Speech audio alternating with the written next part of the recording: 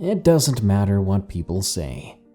Everyone, to some extent, fears the dark. It's natural. Things hunt at night. Animals use the dark to prey on other animals, even people. It's in our DNA to fear that something in the dark is just about to pounce on us, but apparently, that fear is still quite relevant. These are 5 disturbing after-dark stories that will keep you up until sunrise.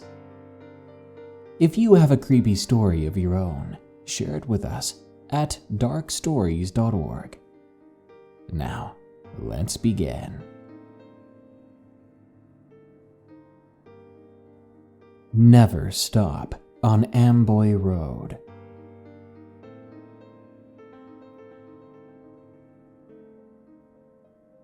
When I first arrived as a new boot, it was September. The Marine Corps ball was a couple of months away, and my unit was having ours in Las Vegas. Well, our chain of command gathered all the Marines together who hadn't been stationed on the base before or were new, and me and my roommate were told to join this meeting. When we got into the classroom briefing room, the sergeant major and CO were standing at the front of the room with serious looks on their faces. We thought we were in trouble at first, but once everyone had entered and were seated, the sergeant major spoke up. He was a big dude, served multiple tours in Iraq and Afghanistan. Overall, a guy you wouldn't want to face off against. He looked at us and said, "With the Marine Corps ball approaching and none of you guys having been stationed here, we wanted to give you a quick safety brief for your trip to Vegas. There's a road called Amboy Road," he began. "It's the fastest route to and from Vegas, but I recommend you fellas take the long way. It's a dangerous drive there, being no gas stations and no cell service once you leave 29 Palms, until you reach the outskirts of Vegas." Me and my roommate were confused at this. Why were the CO and Sergeant Major bringing us here just to tell us to take a different route to Vegas? That's when another Marine raised his hand to ask a question. It was a staff sergeant from one of the S shops. The S shops are basically where all the admin guys are located. The CO asks him what his question is, and he stands up and said, "Sergeant Major, I'm confused. Why can't we take that route if it's the fastest? If gas is the problem, we can take some jerry cans with us." The CO motioned for him to sit back down and simply said, "It's just a dangerous drive, especially late at night." With that, they dismissed us and we went back to work. I asked a corporal later why the head shed didn't want us taking Amboy, and he just told me that weird things happen on that road. I pressed him further, and he said that there was supposedly a cult that lives there, out in the mountains, and they try to abduct people foolish enough to go out there, and allegedly some folks are never seen again. Now, me and my roommate just assumed that this was the older guys trying to prank and scare us. Your typical ghost story you tell the newbies. Fast forward to November and I'm getting ready to head to Vegas. I set out later that evening due to having to wait to pick up my blues from the cleaners. So instead of leaving around 3 like I had originally planned, I didn't leave until about 7. It was about a 3-hour drive to Vegas from 29 Palms, and by the time I was half an hour into the drive, it was quite dark outside. And despite the warnings, I decided to go down Amboy due to me getting a late start on the drive. I still had to pick up my date from the airport too. What I didn't know at the time is that I would come to regret that decision. As I was driving, I noticed that my GPS was no longer working correctly, but I'd already looked ahead of time and found out that I didn't need to turn around until I got closer to Vegas. So I should be fine, I thought. I locked my phone and tossed it into the passenger seat of the truck. I checked the time on the clock, and it read 9:24. My date wouldn't be touching down for another 2.5 hours, so I'd have time to check into the hotel and drop all the things off before I had to go pick her up. I was making good time, too. At least, I felt like I was. Then up ahead, I noticed some hazard lights flashing on and off on the side of the road. I pulled up and I began to slow down in case someone needed help with something. I know it sounds dumb, but I was a 19-year-old Marine who felt bulletproof. I didn't feel afraid of anything. As I drew closer, though, I noticed there was luggage scattered around the car. The windows on the driver's side and passenger side were busted, and I think there was blood inside the car on the windshield. I couldn't see the passenger side door, so I couldn't be sure if it was in the same condition or not. I never got out to check either, but I noticed that there were drag marks off on the side of the road, as if someone or something had dragged whoever was in the car out into the desert. My fearful mind was thinking this because I didn't see any bodies lying about. As I pulled up to the car, I pulled out a flashlight and shined it over into the car to see if I could see anything. As I peered inside the car, the hairs on the back of my neck stood straight up. Then I glanced in my rearview mirror. That's when I saw about 4 or 5 people in all white running up to the truck, and they were carrying machetes and butcher knives. I hit the lock button, and I gunned the engine just as the first one was about to grab the door handle. I looked into the rear view again to see if they were chasing me. That's when I felt a true primal fear for the first time in my life. 2 of them had grabbed onto my tailgate, and they were in the process of trying to pull themselves up into the bed. I could see their hands, but not their faces. I began to swerve and veer across the road to make it harder for them to pull themselves up. I saw one set of hands disappear into the night, but the other person had a death grip and was refusing to let go. I floored it, then glanced at the speedometer and saw I was creeping up almost 100 miles per hour. When I looked back, and this guy had managed to get one of his arms into the bed and had the tailgate between their arm and the rest of their body. But just as it appeared like they were going to make it, I hit a big bump in the road. I hit it with enough force that the bottom of my truck scraped the ground, forcing that person off the truck. The rest of the drive, I didn't stop for anything. I didn't drop below 90 either. I went to Vegas and I pulled into a gas station just as my truck ran out of gas. I never drove down Amboy Road again after that, and I made sure to tell anyone new to the base to avoid that road at all costs. And if you're listening, just so you're reminded, never stop for anything on Amboy Road.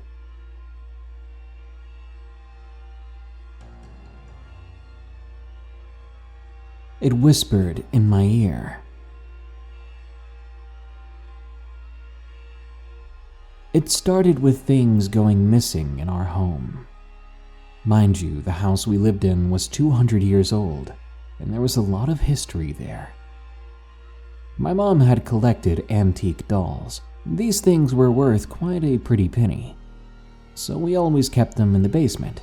According to her, it was the safest space we could come up with. One day, my mother wanted to take them up from the basement to clean them, so she and I went down there to grab them. Yet, when we went to look, they weren't there. Obviously, as anyone would, my mom began to freak out. A few days later, other odd things started going missing, and at this point, my family and I were irritated, and we began to blame one another, accusing us of moving things around, accusing one another of even lying at times. One night I was having trouble going to sleep, so I laid there on my phone, looking through various social media and hoping that I'd get tired eventually. There were no TVs on in the house at the time, and also no one else was awake. I began to hear whispering. It sounded distant, but I thought maybe it was my parents talking. Soon it got louder, and then it sounded as if someone was whispering in my ear. I pulled the blankets over my head and just tried to sleep again. I finally got some sleep after some silent prayers. A few weeks after that, my mom had me go down into the basement with her again, and what I saw creeped me out so bad that I couldn't move. At the bottom of the steps into the basement, one of the dolls was standing straight up at the very bottom step, positioned in a way to stare up at you from the staircase. I froze, and my mom asked me what was wrong. I pointed the doll out to her, and my eyes went wide. She said to me, "Katie, that's not funny. Don't mess with me like that. I know you did that." I looked at her and wholeheartedly admitted, "Mom, I swear that wasn't me." My eyes teared up when I said it, from fear. It was that terrifying. I didn't want to even touch that doll anymore. I made my mom deal with it. And these days, I'm too scared to go in that basement alone. I'm in my 20s now, and I still refuse to go down there to this day.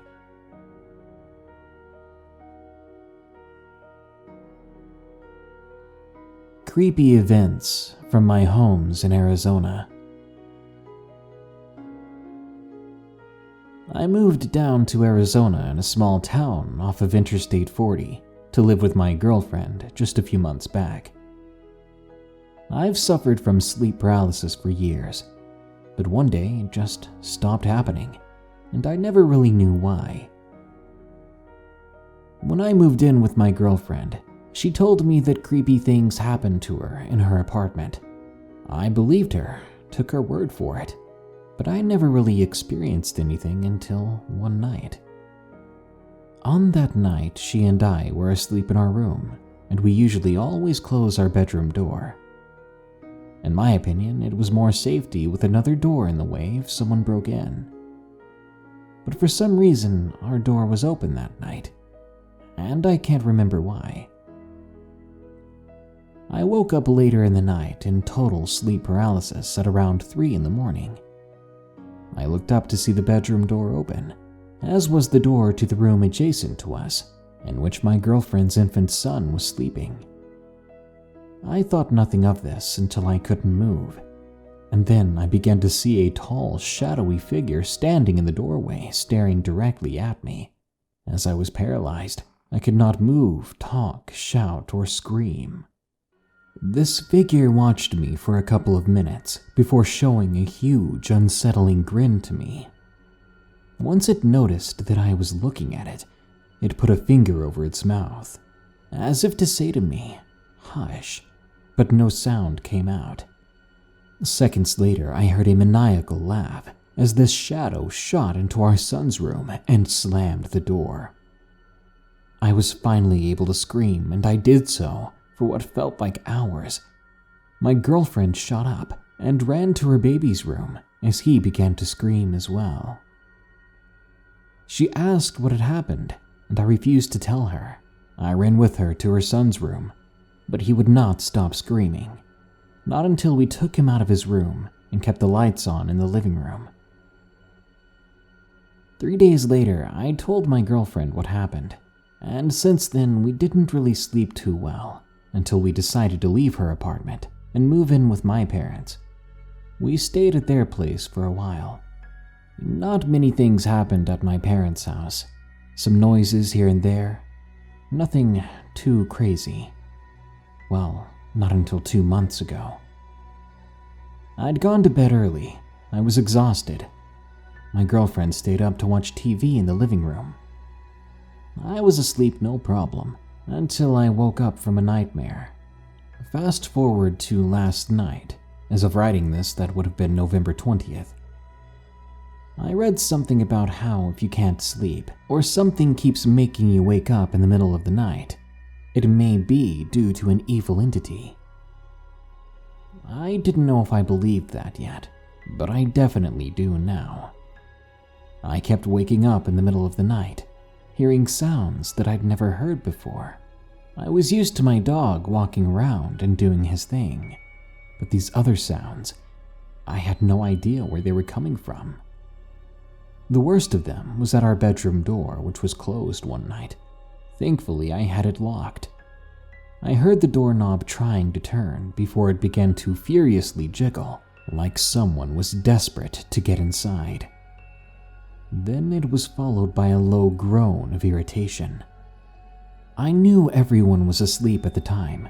It was 3 a.m., and I even watched my parents go to bed that night, so no one was up to do these things. After the groan, I sat up too scared to even breathe, because what if it wasn't paranormal? My girlfriend's son was in the next room. I needed to do something, right? Well, it wasn't a person that I could tell, because for the next 3 tiring and frightening hours, all I heard was a constant scratching on the middle of the door, followed by more groaning. So far, that's all that's happened, but I can't sleep much anymore. I can't even get up to get water or run to the bathroom, because I'm too scared. I don't know what I'll see. I have no idea what I'll hear next. University next to the graveyard. Part 1. My aunt, who was in medical school 15 years ago, had some of the richest stories to tell. Her university and dorm happened to be located next to a century-old graveyard obscured by thick woods. She told me of how one of her classmates was up past midnight, cramming for his exams in his dorm room by the window. Someone suddenly knocked on the glass and proceeded to talk to him. Exhausted from studying, he didn't bother to pull up the curtains. Instead, he just sat there conversing with whoever was on the other side of the window. They talked about their schedules, how stressful the finals period was for everyone, especially the medical students, who have densely packed timetables and rigorous training. Eventually, the person on the other side of the window wished him good night and good luck. Then they left, so the classmate went back to his studies. It was almost dawn when he decided to take a break and go for a walk. When he happened to open his dorm room door, he remembered something that he somehow forgot. His dorm room was on the 2nd floor, and none of the rooms had balconies. There was no ledge or column outside the windows for anyone to climb or latch onto. Whoever the person who knocked on his window was, whoever chatted with him just seconds ago, had to either be floating or seated on a very long ladder, or maybe they were just freakishly tall. As he was so stressed out and tired, he didn't realize this detail when he chatted with the person. And luckily, according to my aunt, his stress and exhaustion came in handy, because if he hadn't been so drained and overwhelmed at the time, he most likely would have done the courteous thing, pulling the curtains apart and greeting your visitor face to face. God only knows what he would have seen on the other side of the glass.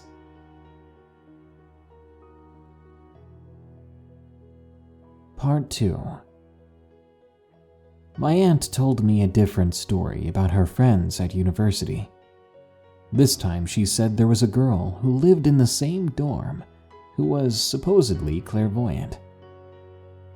They say that the girl's clairvoyance meant that the dead looked as real as the living at times, so she was oblivious to the true nature of certain things. This girl always went home to her parents just before the weekend started, and would return to the dorm on Sunday nights.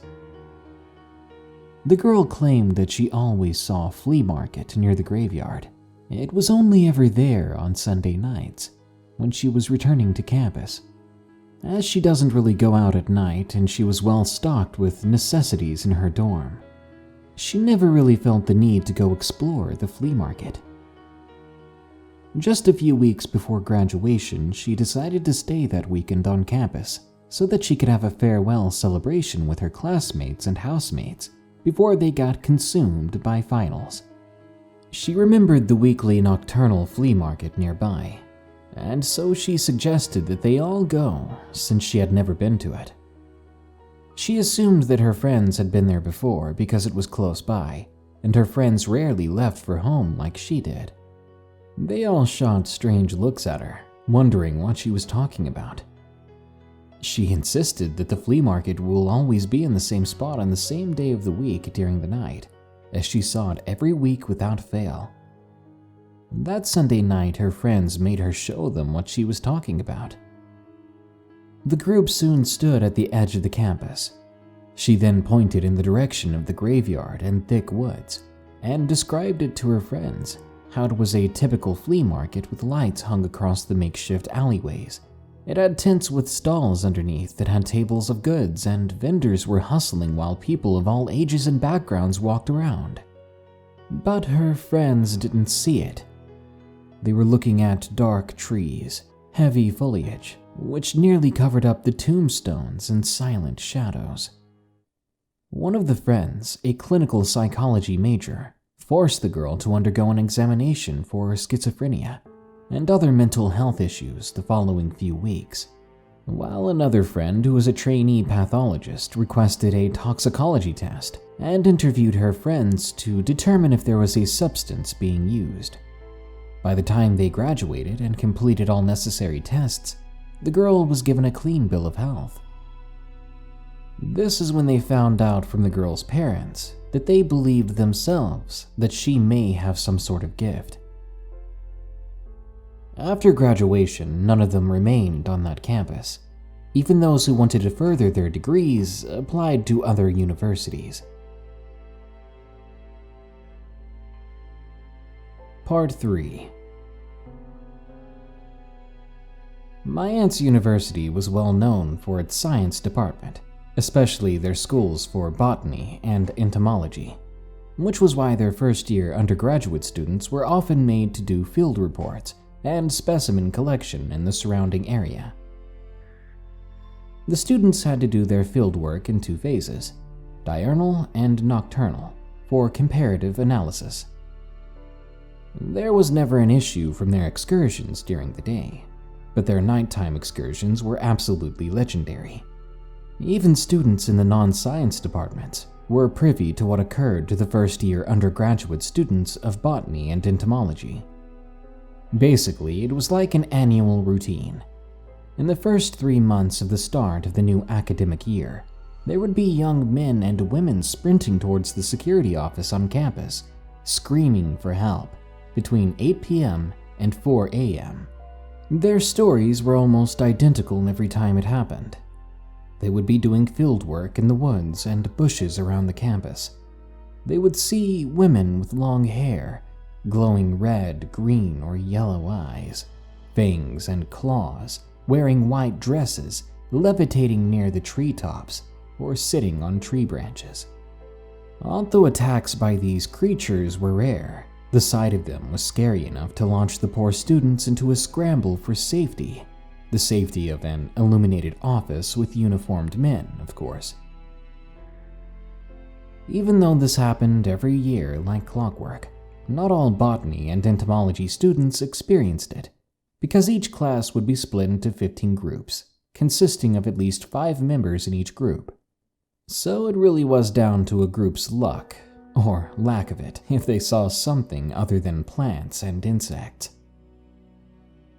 As for my aunt, she personally didn't experience anything creepy while she was a student there, but she, like her friends, worked in a different area after graduation, and when she applied to study a postgraduate degree, she of course chose a school that is a long distance away from her previous one.